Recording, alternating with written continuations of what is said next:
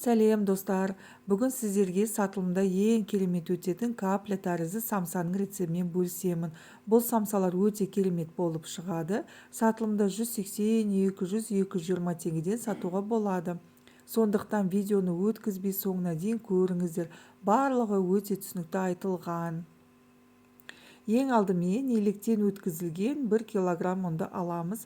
Оның үстіне 8 грамм тұз салып, одан кейін 500 грамм су құятын боламыз. Су кәдімгі краннан алынған су. Енді қамырды елейміз. Қамыр басында қатлау қамыр болады. Оны 2 зуалаға бөліп жаятын боламыз. Басына бірікпей қатты болады. Одан кейін 15 минутке пакетке салып тындырамыз. Сол кезде жұмсаратын болады. Қазір осылай толықтай қолдың күшімен басып қамырымызды біріктіріп алу қажет. Қамыр осылай бірікті, қатлау болып тұр. Енді осыны 2-ге бөліп аламыз.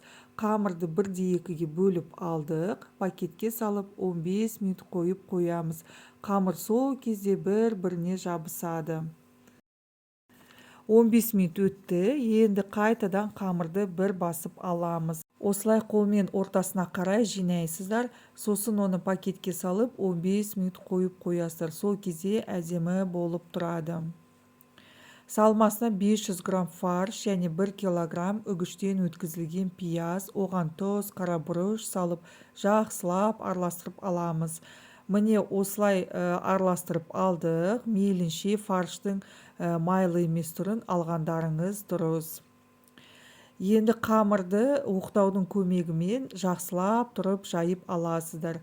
Дөп дөңгелек теп-тегіс етіп жаюдың маңыздылығы жоқ.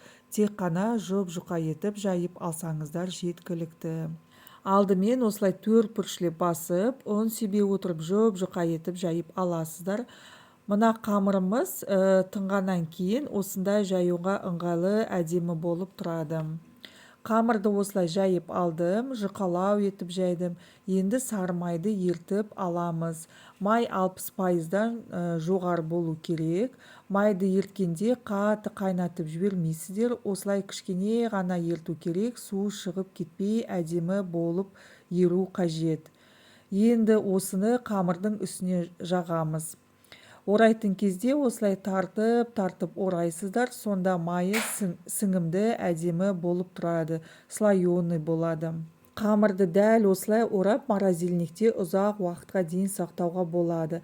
Холодильник арқылы жібітіп кез келген уақытта самса жасайсаңыздар болады. Қамырды жай осылай орап аласыздар.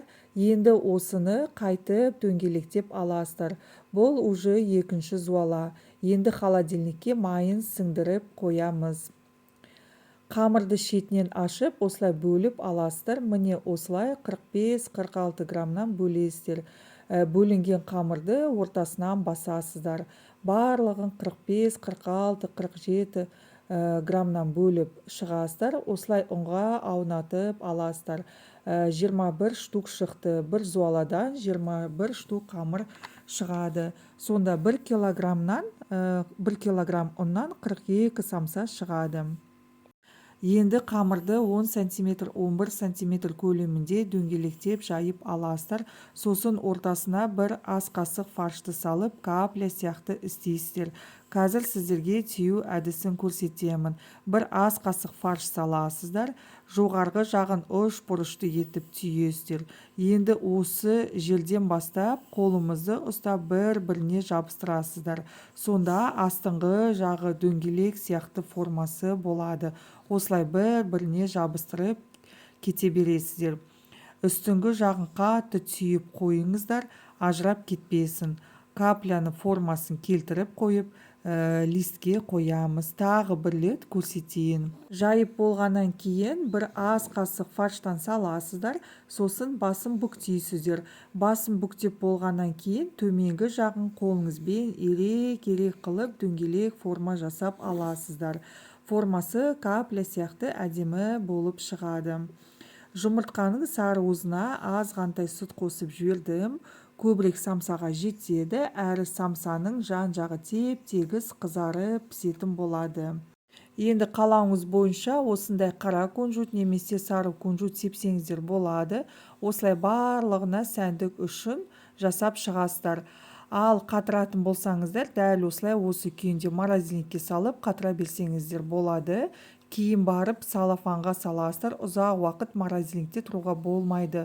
Ұзақ уақыт тұрса, кейін ол қаязып қалады. Піскен кезде түрі онша емес болады. Морозильниктен кейін шығарғаннан кейін пісірген кезде кішкене жібітіп алып пісірсеңіздер, бетіндегі жұмыртқасы әдемі сап-сары болып қызарып піседі. Дәл осылай болып пісіп шықты, ыстық болып тұр. Суығаннан кейін бөліп көрсететін боламын. Самсаларымыз мінекей осылай болып пісті, хрустящий болып тұр. Дәмі деген өте керемет. Істесеңіздер өкінбейсіздер, жанұяларыңызға ұнайды деген сенімдемін. Егер менің каналыма тіркелмеген болсаңыздар, тіркеліп, қоңыраушаны басуды ұмытпаңыздар.